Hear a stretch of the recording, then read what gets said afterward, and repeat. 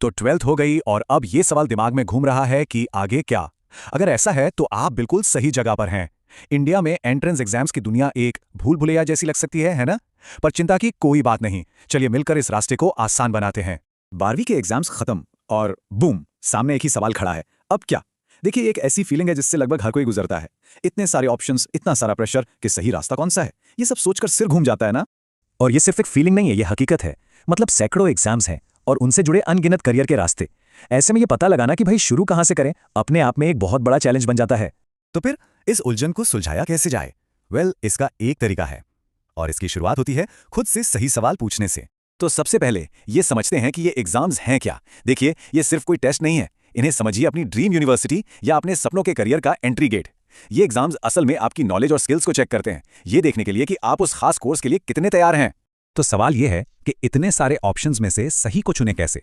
Strategy बहुत simple है। सबसे पहला काम है ये तय करना कि इंटरेस्ट किस फील्ड में है। जैसे ही आप अपने करियर का एक मोटा मोटा लक्ष्य तय कर लेते हैं, सैकड़ों एग्जाम्स की लिस्ट अपने आप छोटी होकर कुछ गिने चुने ऑप्शंस में सिमट जाती है।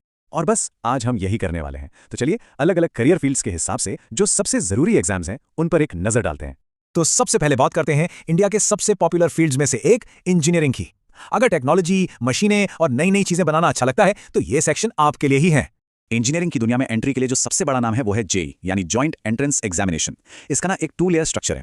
पहला लेवल है जेई मेन। इसे क्लियर करके आप सीएफटीआईज यानी सेंट्रली फंडेड टेक्निकल इंस्टीट्यूट्स और एनआईटीज में एडमिशन ले सकते हैं। और अगर आप इसमें टॉप रैंकर्स में आते हैं तो आपको मौका मिलता है जेई एडवांस देने का, जो सीधा देश के टॉप आईआईटीज के दरवाजे खोलता है। लेकिन हाँ, एक मिनट, ये मत सोचिएगा कि जेई ही इकलौता रास्ता है। बिटसैट, वीआईटीबीई और डब्ल्यूबीजेई जैसे और भी कई बड़े नेशनल और स्टेट लेवल एग्जाम्स हैं। ये भी टॉप इंजीनियरिंग कॉलेजों में एडमिशन के लिए बहुत अच्छे मौके देते हैं। ओके, तो इंजीनियरिंग की बात हो गई। अब चलते हैं एक और बहुत ही कॉम्पिटिटिव फील्ड की तरफ, मेडिकल। अब देखिए, इंजीनियरिंग से ये फील्ड थोड़ा अलग है। जहां इंजीनियरिंग में कई एग्जाम्स के ऑप्शन थे, मेडिकल लाइन में एडमिशन के लिए एक ही नेशनल लेवल का एग्जाम है, नीट यूजी। जी हाँ, सिर्फ एक। यही वो एग्जाम है जो एमबीबीएस, बीडीएस और बाकी आयुष कोर्सेज में एडमिशन दिलाता है। अब इससे एक बात तो अच्छी है कि चॉइस का कंफ्यूजन नहीं होता, लेकिन सोचिए एक ही एग्जाम होने से कंपटीशन कितना टफ हो जाता है। चलिए अब गियर बदलते हैं और बात करते हैं एक बिल्कुल अलग दुनिया की, कानून की दुनिया। अगर लॉजिक, डिबेट और जस्टिस जैसी चीजें आपको एक्साइट करती हैं तो आपके लिए सबसे बड़ा एग्जाम है क्लैट, यानी common law admission test. CLAT के जरिए देश की 25 टॉप नेशनल लॉ यूनिवर्सिटीज में एडमिशन मिलता है। इसके अलावा एलएड भी एक बड़ा एग्जाम है जो खास तौर पे एनएलयू दिल्ली के लिए ही होता है। और फिर एलसैट भी है जिसे कई प्राइवेट लॉ स्कूल एक्सेप्ट करते हैं। तो मतलब यहाँ भी आपके पास कुछ अच्छे ऑप्शंस हैं। अच्छा, अब उन लोगों की बात करते हैं जिनके दिमाग में हमेशा क्रिएटिविटी, स्टाइल और डिजाइन के आइडियाज घूमते रहते हैं।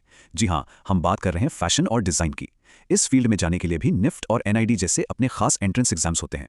जैसे निफ्ट यानी national institute of fashion technology का अपना एंट्रेंस एग्जाम होता है। मजे की बात यह है कि ये 2 हिस्सों में होता है।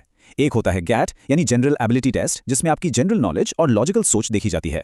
और दूसरा होता है कैट यानी क्रिएटिव एबिलिटी टेस्ट, जिसमें आपकी डिजाइन स्किल्स और क्रिएटिविटी परखी जाती है। तो ये क्रिएटिव और लॉजिकल माइंड का एक परफेक्ट टेस्ट है। ओके, तो हमने इंजीनियरिंग, मेडिकल और लॉ जैसे मेन स्ट्रीम ऑप्शंस तो देख लिए, लेकिन इनके अलावा भी 2 और बहुत पॉपुलर रास्ते हैं जिनके बारे में 12वीं के बाद बहुत सोचा जाता है। पहला सरकारी नौकरी और दूसरा विदेश में पढ़ाई।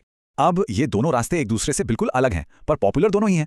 एक तरफ हैं सरकारी नौकरी के एग्जाम्स, जैसे एसएससी, सीएचएसएल या रेलवे के आरआरबी एग्जाम्स। इनका सीधा मकसद है पब्लिक सेक्टर में जॉब पाना। वहीं दूसरी तरफ हैं आईएलटीएस या टोफल जैसे एग्जाम्स, जो फॉरेन यूनिवर्सिटीज में एडमिशन के लिए जरूरी हैं। जाहिर सी बात है, दोनों की तैयारी का तरीका भी जमीन आसमान का फर्क रखता है। चलिए मान लेते हैं कि आपने अपना फील्ड चुन लिया और यह भी तय कर लिया कि कौन सा एग्जाम देना है। तो अब क्या?